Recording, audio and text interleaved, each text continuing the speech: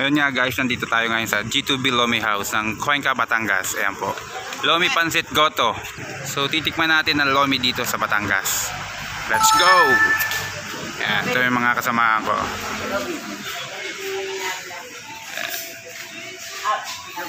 Ito po yung aking mga tita. Hindi, yan po yung tunay kong nanay. Ngayon po kami nagkita at nawawala siya noon pa. Ayan po, dito po yung mga order na mga yan. Dito tayo ngayon sa Cuenca, so magla-lunch tayo.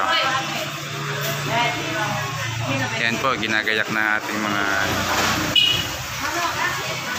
toyo, kalamansi, sili.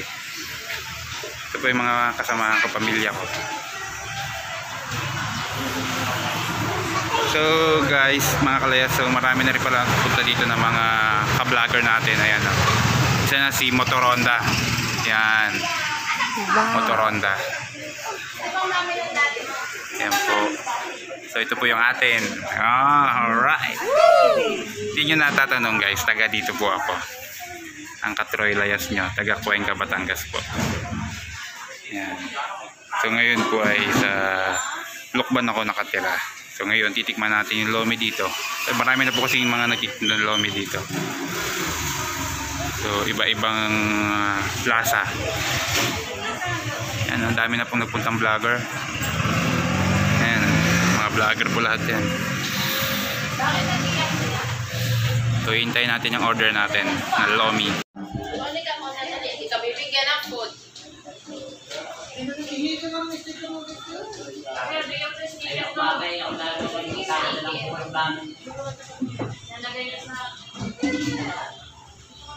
Yo.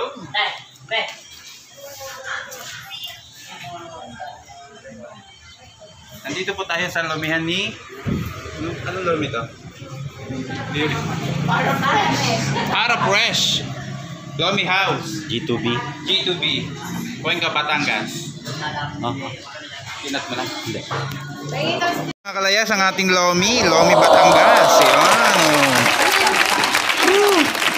Ayan po. Ano pang hinihintay? Lapang na. Ayan o. Meron pong chicharon, may egg, may Shanghai, may atay. Oh.